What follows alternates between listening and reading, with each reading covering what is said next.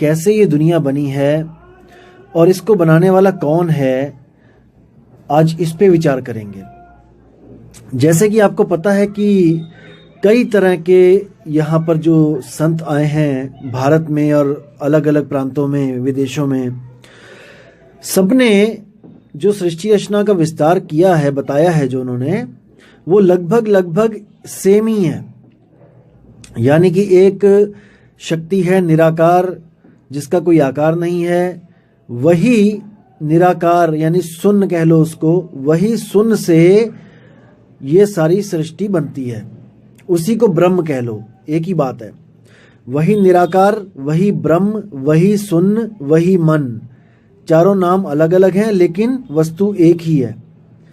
उसी से ये सृष्टि बनती है, उसी से ही बाकी तत्व बनते हैं, उसी से ही हर शरीर बनता है और आपको ये जड़वत जो शरीर, जो जगत है, वो दिखाई देता है उसी एक से। जैसे मैदे से ही समोसे भी बनते हैं, मटरी भी बनती है और भी कई पकवान बनते हैं, लेकिन वो मैदा एक ही होता है। उसके कण कण मिलकर अलग अलग शेप ले लेते हैं और हम हर चीज का अलग नाम रख देते हैं, लेकिन असल में वो मैदा ही होता है। और मैदा हर चीज में भरपूर होता है। जो भी चीज मैदे से बनी है उसमें मैदा कण कण में होता है। ऐसी कोई जगह नहीं जहां पर मैदा ना हो, जो चीज मैदे से बनी है। इसी तरह जो ब्रह्म है वो ऐसी कोई जगह नहीं है जहां पे ब्रह्म नहीं है। जो निराकार आकाश सुशून्य है, जो ऐसी कोई जगह नहीं है जहां पर वो नहीं है, क्योंकि जब चीज बनी ही उससे है तो वो हर जगह विद्यमान है। उसी निराकार को संतों ने परमात्मा बोल दिया है। इसी गलती को आज हम सुधारेंगे कि परमात्मा निराकार है या साकार है या दोनों से परे है। इन्हीं चीजों को आज हम क्लियर करेंगे। तो दोस्तों, सबसे पहले मैं ये बता दूं कि इस पूरे ब्रह्मांड में 4 तरह के गुरु होते हैं जो सृष्टि रचना पे अपना प्रकाश डालते हैं। सबसे पहले कौन होते हैं? जो शरीर को परमात्मा मानते हैं, जैसे राम जी का शरीर, कृष्ण जी का शरीर, भोले शंकर का शरीर या किसी और का शरीर। और जो ऐसे गुरु हैं वो आपको भी शरीर घोषित कर देते हैं। जैसे वो आपको कहेंगे कि आप एक आदमी हो और औरत को कहेंगे कि आप एक औरत हो, और वो उसको आदमी औरत ही कह के पुकारेंगे और समझाएंगे कि तुम ही शरीर हो। कहने का मतलब कि उनको ये नहीं ज्ञान होगा कि तुम्हारा स्वरूप इस इंसानी चोले के अलावा भी कुछ और है। यानी कि वो खुद भी अपने आप को एक शरीर समझेंगे और अपने जन्मदाता को भी, जो भगवान जिसने हमें पैदा किया है, उसको भी एक शरीर समझेंगे। तो ये सबसे लो लेवल का ज्ञान होता है। जो सबसे लो लेवल के जो गुरु होते हैं, जो बस कहने को चोले पहन के गुरु बन के बैठ गए और कथाएं सुनाने लग गए, जिनको अध्यात्म से कोई लेना देना नहीं होता है। इसके बाद जो दूसरे नंबर पे गुरु आते हैं वो होते हैं वो लोग जो निराकार को परमात्मा मानते हैं और सारी सृष्टि निराकार से उत्पन्न होती है, ऐसा बताते हैं। उसमें भी 2 कैटेगरीज हैं। पहली कैटेगरी वो है जो आपको ये बोलते हैं कि शून्य से चेतनता प्रकट हुई और फिर कुछ चेतनाओं ने मिलके एक तंत्र बनाया और उस तंत्र से ही इंसान का एक शरीर बना और वो पहला शरीर आप हो और हम हैं। ऐसा बोलने वाले ये सिद्ध करते हैं कि सब कुछ शून्य से ही पैदा हुआ है, लेकिन वो लोग ये सिद्ध नहीं कर पाते कि शून्य कैसे प्रकट हो गया, कि आत्मा से शून्य कैसे प्रकट हो गया। तो वो लोग यहाँ पर बात को गोलमोल करने के लिए कह देते हैं कि ये तो अटल विधान है, ये तो आत्मा का सनातन विधान है, या फिर ऐसा कोई बड़ा सा डायलॉग मार के आपको, क्योंकि उनके पास जवाब नहीं होता इस बात का, तो वो इसको एक अटल नियम करके बात कर देते हैं कि ये तो प्रकृति का नियम है। दोस्तों, अगर ये अटल नियम है तो याद रखना कि ये अटल नियम दोबारा भी लागू होगा, क्योंकि जो अटल स्वयं अटल नियम है वो हमेशा ही लागू होगा। ऐसा हो नहीं सकता कि वो लागू ना हो, क्योंकि वो तो नियम ही है, नियम तो लागू होते ही हैं। तो इसमें मुक्ति नहीं मिल सकती आपको। और इसी कैटेगरी में जो दूसरे संत हैं वो क्या कहते हैं? वो कहते हैं कि परमात्मा निराकार है, और उसी से सारा ब्रह्मांड पैदा होता है। और आप और हम क्या हैं? जीव। वो जीव की संख्या देते हैं। वो ये नहीं कहते कि आप शरीर हो या आप मन हो, वो कहते हैं कि आप जीव हो, जो निराकार परमात्मा ने जो शरीर बनाए हैं उस शरीरों में आप रहते हो। ऐसे गुरु मिलेंगे आपको कैटेगरी 2 में। जो तीसरे नंबर के गुरु होते हैं इन दोनों के अलावा, वो कौन होते हैं? वो ये कहते हैं कि ये जो जीव है, जो ये भी अविनाशी है, ये भी अनादि है, और जो ये दुनिया है ये भी अनादि है। ना तो जीव को किसी ने बनाया और ना ही दुनिया को किसी ने बनाया, ये दोनों ही शुरू से थे। ऐसे लोग आपको मिलेंगे, कबीर पंथ में मिल जाएंगे, स्पेशली पारक सिद्धांत वाले। वो लोग ये नहीं मानते कि इन शरीरों को किसी ने बनाया है, इस धरती आसमान को किसी ने बनाया है। वो कहते हैं ये अनादि है, ये शुरू से ही था। तो तीसरे टाइप के ये संत होते हैं। जो चौथे टाइप के संत होते हैं उनको ये पता होता है कि आत्मा से ब्रह्म कैसे पैदा हो गया और कहाँ पे गलती हुई है, ब्रह्म से सृष्टि कैसे बनी है। उनको हर चीज पता होती है और वो हर गतिविधियों को जानते हैं कि कहाँ पर गलती हुई है, कहाँ पे ये सृष्टि बनी है। ये जो इस प्रकार के जो संत होते हैं वो परम संत होते हैं। उनको गलती का पता होता कि गलती कहाँ हुई है। जो अज्ञानी संत होते हैं वो इस गलती को अटल नियम बना के शो कर देते हैं कि ये तो अटल नियम था कि सृष्टि बने, कि इंसान का चोला बने, कि सूक्ष्म शरीर बने। क्योंकि वो अज्ञानी होते हैं, उनको नहीं पता होता कि असल में भेद क्या है। क्योंकि वो भी हमारी आपकी तरह ही इस दुनिया में आए हैं गर्भ में उल्टा लटक के। तो ये जो भूल की बात मैं बता रहा हूँ, जो अखंड नियम बोल के जो गुमराह कर देते हैं लोगों को, क्योंकि ज्ञान नहीं होता इसलिए। तो इन गलतियों को सुधारने के लिए जो परमपिता परमात्मा आता है उसकी नज़रों से कुछ भी बचा नहीं आज तक। उसको सब पता है कि सृष्टि कैसे पैदा हुई है, गलतियां किससे हुई हैं। तो मैं आज उन्हीं परमात्मा की आपको एक वाणी बताऊंगा और उस वाणी में आप देखिएगा कि कैसे स्पष्ट लिखा है कि गलतियां कहाँ कहाँ हुई हैं। आप और हम दोनों जानते हैं कि सनातन इस दुनिया में अगर कुछ है तो वो आत्मा है। आत्मा से ऊपर कुछ नहीं है। मैंने फिर बोला आपको कि परमात्मा केवल अपने कुछ गुण के कारण परमात्मा कहला रहा है, अदरवाइज वो भी एक आत्मा ही है। क्योंकि उसके नाम के आगे परम लगा दिया गया है, क्योंकि वो कभी गलती नहीं करता, भूल नहीं करता। बस यही कारण है कि वो परमात्मा कहला रहा है और हम सब आत्माएं कहला रही हैं। असल में आत्मा ही सनातन है, और सनातन जो है उसी से गलती हुई है, आत्मा से ही गलती हुई है। ये मैं कह रहा हूं इसलिए आपको यकीन नहीं हो रहा, लेकिन मैं आपको कबीर साहब की वाणी से प्रूफ करता हूं कि ये कैसे हुआ है। तब शायद आपको समझ में आए और आपकी जो विवेक बुद्धि है वो शायद ज्यादा काम करने लग जाए। तो शुरू करते हैं वाणी। संतों ऐसी भूल जग माही, जाते जीव मिथ्या में जाही। तो साहिब कह रहे हैं कि संतों, देखो हम लोग महामूर्ख अज्ञानी लोग हैं, फिर भी कबीर साहब में इतनी शालीनता है कि वो हमें अज्ञानियों को संतों कह के पुकार रहे हैं। और हम जैसे मूर्ख, देखो उन संतों को हम लोग अज्ञानी, फंसाने वाला, मूर्ख, पता नहीं क्या क्या बोल देते हैं। यहां से पता लगता है कि बुद्धि का लेवल कितना है हम लोग का। तो आप समझदार हैं, आप समझिए इस ज्ञान को। तो क्या कहते हैं? संतों ऐसी भूल जग माही, जाते जीव मिथ्या में जाही। साहिब कह रहे हैं कि ऐसी भूल जगत में पड़ गई है जिससे हर जीव झूठ की राह पे चला हुआ है, यानी झूठी मुक्तियों के चक्कर में फंसा हुआ है।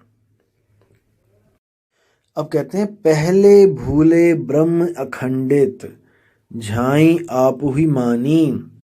यानी कि जो ब्रह्म जिसको बोला जाता है कि वो अखंडित है, वो परमात्मा है, जिसके लिए कई बार बोला जाता है अहम ब्रह्मास्मि, एको ब्रह्म द्वितीयो नास्ति। तो ऐसा ब्रह्म जो है, कबीर साहब कहते हैं वो खुद भूला हुआ है। वो अपने स्वरूप को भूल के अपनी ही परछाई को सत्य मान के बैठ गया, और इसी परछाई से उसने इच्छा करके, अभिमान प्रकट करके ये सृष्टि रच दी।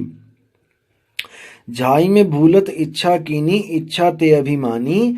अभिमानी करता हुए बैठे, यानी अभिमानी होकर कर्ता पुरुष बन बैठा, वो इस दुनिया को बनाने वाला बन बैठा और उसने दुनिया प्रकट कर दी। अभिमानी करता हुए बैठे नाना पंथ चलाया, वही भूल में सब जग भूला, भूल का मरम न पाया। अब जैसे ही उसने ये भूल करी और इस सृष्टि को बनाया, तो हम लोग जो थे, हम लोग भी उसी भूल में भूल गए। जितनी भी आत्माएं थी वो सब भूल गईं उसी की भूल में। जैसे वो भूला ऐसे ही सब भूलते चले गए। वही भूल में सब जग भूला, यानी एक ही भूल थी हमारी सबकी, और उसी में हम भूलते चले गए। 184 भूलते कहिए, भूलते जग बिटमाया, जो है सनातन सोई भूला, अब सो भूल ही खाया। देखो कितना साफ बोल दिया कबीर साहब ने कि 184 भूलते कहिए, कि 184 जो जूने बनी है वो सब हमारी भूल से ही बनी है। भूलते जग बिटमाया, जो है सनातन सोई भूला। अब जो सनातन है, जो आत्मदेव है, जिसको आत्मा कहते हैं वही सबसे पहले भूल गया, वही भूला हुआ है।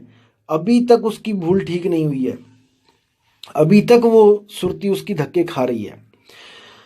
भूल मिटे गुरु मिले पारखी, पारख दे लखाई, कहें कबीर भूल की औषध, पारख सबकी भाई।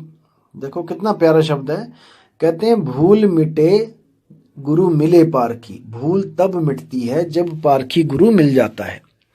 पारखी गुरु का मतलब ये नहीं कि परख सिद्धांत वाला, पारखी का मतलब है जो परख करना जानता है वो गुरु, क्योंकि गुरु की परख के द्वारा ही चेले की परख काम करती है।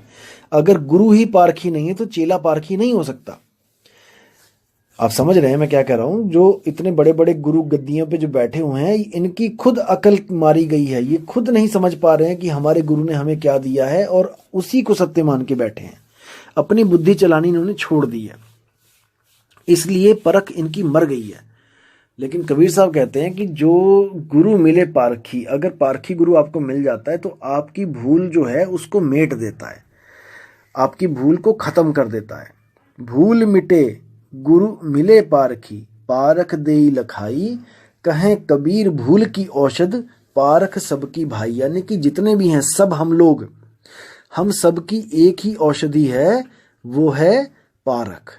किसका पारख? शब्द का पारख। जैसे साहिब कहते हैं, शब्द शब्द सब कोई कहे, हर संत शब्द लेके बैठा है, ऐसा कोई संत नहीं जो शब्द लेके नहीं बैठा है। शब्द शब्द सब कोई कहे, वह तो शब्द विदेह, जीवा पे आवे नहीं, निरख परख कर ले। तो साहिब कहते हैं क्या करना है? निरख और परख, उसको अच्छी तरह निरख लो और अच्छी तरह परख लो कि जो शब्द हमें मिलने जा रहा है उससे हमारी मुक्ति होगी कि नहीं। मुक्ति की बात है यहाँ पे दोस्तों। अब ऐसा नहीं है कि किसी भी शब्द से मुक्ति मिल जाए, ऐसा नहीं है। केवल सार शब्द से मुक्ति मिलती है, और वो सार शब्द किसी ग्रंथ में नहीं लिखा है। उसी सार शब्द को मूल ज्ञान कहते हैं। जैसे साहिब ने बोला है, 33 अरब ज्ञान हम भाखा, सार शब्द हम गुप्त ही राखा। तो सार शब्द गुप्त कहाँ रखा है भाई? ये समझना है। वो दिया है संतों के हाथ में, यानी कि संतों को भेद दिया है सार शब्द का। 33 अरब ज्ञान कहाँ लिखा है? किताबों में। लेकिन वो 33 अरब ज्ञान एक मूल ज्ञान की तरफ इशारा करता है। जिस लेवल का बच्चा होता है उस लेवल में सतगुरु ज्ञान देते हैं, और वो ज्ञान उसी मूल की तरफ इशारा करता है। और वो मूल शब्द कहाँ पे रखा है? वो सतगुरु के पास रखा है। सतगुरु जब मिलता है तो वो भेद बताता है। 33 अरब ज्ञान पढ़ने की जरूरत नहीं है भाई। कोई सोचे कि 500 साल लग जाएंगे पढ़ते पढ़ते, भाई वो मूर्ख है। तो कबीर साहब कहते हैं जो तुम चाहते हो, सार शब्द चाहते हो, तो सतगुरु के पास जाओ, विवेक के द्वारा उसको परखो। अनपढ़ बंदा तो कभी भी मुक्ति ना पा पाए। अगर उसको पढ़ने के बाद ही मुक्ति मिलनी है तो वो तो किसी ग्रंथ को पढ़ ही नहीं पाएगा। तो ग्रंथों को पढ़ना तब होता है जब सतगुरु नहीं होता है। जब सतगुरु मिल जाता है, जब सत्संग मिल जाता है, तो आप ग्रंथों को छोड़ो, आप वाणी पे विचार करो, वाणी क्या कह रही है। और आप इतने मूर्ख नहीं हो कि आपको कोई मूर्ख बना जाए।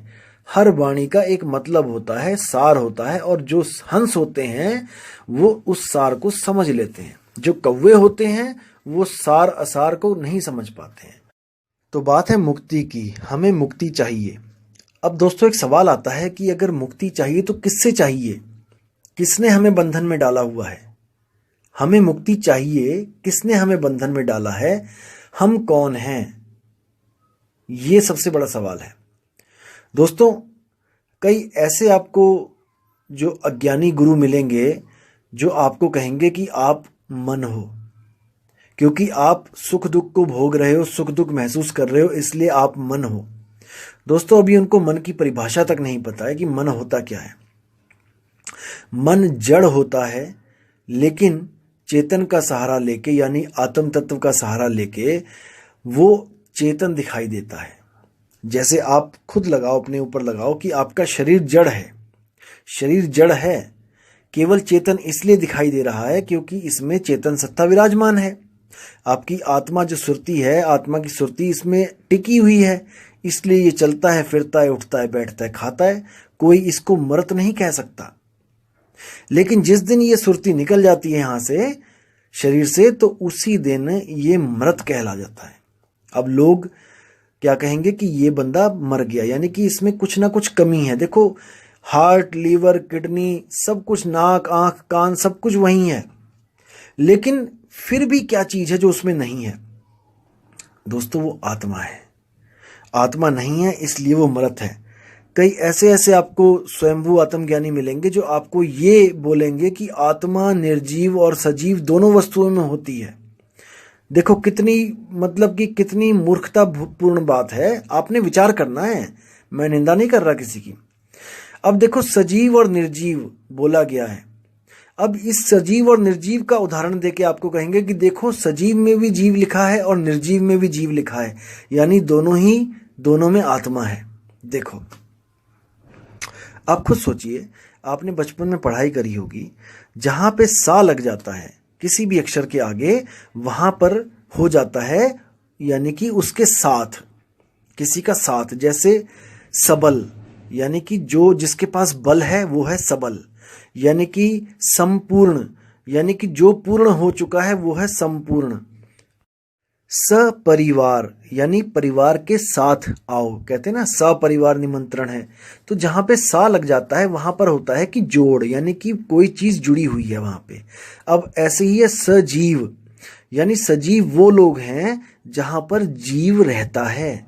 जैसे मैं हूं, आप हैं, कोई कुत्ता, बिल्ली, बकरा, हाथी, घोड़ा, मछली, चींटी, ये सब सजीव हैं। इसी को इंग्लिश में लिविंग बीइंग्स कहते हैं। और निर्जीव का मतलब क्या होता है दोस्तों? निर्व का मतलब होता है जहां पे नहीं है। जैसे निरअंकुश, यानी कि जिस पर अंकुश ना लगाया गया हो। निर्वस्त्र, यानी जिसने वस्त्र ना पहने हो। निर्गुण, जिसमें कोई गुण ना हो। तो दोस्तों निर का मतलब होता है जहां पर वो चीज नहीं है। निर्गुण, निर्जीव, यानी कि जहां पर जीव नहीं है। अब इसको समझना है। जैसे मेज, कुर्सी, पत्थर, ये सब निर्जीव हैं, इनमें जीवन नहीं है, इनमें चेतना नहीं है। इनको आप काटोगे, मारोगे, ये चीखेंगे, चिल्लाएंगे नहीं, ये अपना बचाव नहीं करेंगे। लेकिन जहां पर भी कोई जीव है वो अपना बचाव करेगा। अब आप कहोगे कि पेड़ में जीव होता है, लेकिन पेड़ बचाव क्यों नहीं करते? दोस्तों उनमें जीव है, लेकिन उनकी जो चेतना है वो बहुत सूक्ष्म है। अब जो पिक्चर प्लांट है, अब पिक्चर प्लांट देखिए आप, वो क्या करता है, जैसे ही उसके मुंह में कोई कीड़ा जाता है वो एकदम अपने मुंह को बंद कर लेता है, यानी कि वो जीवित है, वो एक्शन टू रिएक्शन काम कर रहा है। जैसे छुई मुई का पेड़ होता है, आप उसको जैसे ही स्पर्श करेंगे तो वो एकदम मुरझा जाएगी। तो इसका मतलब कि जीव है, लेकिन चेतना उसमें बाकी पौधों के मुकाबले थोड़ी सी ज्यादा है। लेकिन उसी छुई मुई का पेड़ आप उखाड़ दें जमीन में से और पड़ा रहने दें, अब वो वर्क नहीं करेगा, क्योंकि अब उसमें जीव नहीं है। दोस्तों यही संज्ञा होती है जीव और संजीव और निर्जीव की, सजीव और निर्जीव की। लेकिन ऐसे स्वयंभू यहां पर बैठे हुए हैं ज्ञान देने के लिए कि दोस्तों क्या बोलूं मैं। अब बात चल रही है मुक्ति की। अब मुक्ति क्या चीज होती है, इस पे डिस्कस कर लेते हैं। जैसे आपको किसी जेल में डाल दिया गया, और ऐसी जेल में डाला गया जहां पे जेल के अंदर जेल, जेल के अंदर जेल, जेल के अंदर जेल, जेल के अंदर जेल, अनंतों जेल अंदर ही अंदर है, बनी हुई है। तो दोस्तों आपको जब जेल में डाल दिया गया तो आपको मुक्ति कैसे मिलेगी? आप खुद सोचो। जैसे आप मुक्त अवस्था में अपने घर में बैठे थे, आपको 4 पुलिस वाले वहां से पकड़ के लेके गए और जेल के अंदर आपको डाल दिया। दरवाजे से एंटर किया उन्होंने, कार लेके गए जीप में, आपको दरवाजे से एंटर करवाया अंदर और अंदर आपको जेल में डाल दिया। उसके बाद जेल के अंदर जेल, ऐसे हजारों अरबों जेल हैं जो कभी खत्म नहीं होंगी। अब दोस्तों, अगर आपको मुक्ति चाहिए तो आप क्या करोगे, मुझे बताओ। दोस्तों बिल्कुल सिंपल है, जिस दरवाजे से आप अंदर गए थे उसी दरवाजे से आप बाहर आ जाओ और जहां पर पहले थे वहां पहुंच जाओ, आपकी मुक्ति हो जाएगी। क्योंकि जेल बनने से पहले आप मुक्ति थे। जब जेल बनी है, कैदी तो तभी बने हो ना आप, अगर जब जेल नहीं थी, जब मुक्ति थे। तो कई लोग आपको क्या बोलेंगे, ऐसे ऐसे ज्ञान देने वाले हैं कि हंसी भी आती है और दुख भी होता है कि दोस्तों ये कहां पथ भ्रष्ट हो गए हैं, कहां जा रहे हैं ये लोग। ये लोग आपको क्या कहेंगे, ऐसे ऐसे अज्ञानी बैठे हैं, ये कहेंगे कि आपको जेल के अंदर डाल दिया गया है और जेल के अंदर जेल है, जेल के अंदर जेल है, तो अगर आप मुक्त होना चाहते हो तो आप उसी जेल में मर जाओ। बताओ दोस्तों, मतलब आप अगर मुक्त होना चाहते हो कहीं से तो यानी कि वहां पे मर जाओ आप, तो मुक्त कैसे हुए। नहीं दोस्तों, ऐसा नहीं है, ये बिल्कुल अज्ञान है। कबीर साहब मुक्ति के बारे में क्या बोलते हैं, आप बीजक की साखी उठा के देखिए। पहली साखी क्या कहती है, जहिया जन्म मुक्ता हता तहिया हताना कोय, छठी तुम्हारी है जगह तू कहां चला बिगोए।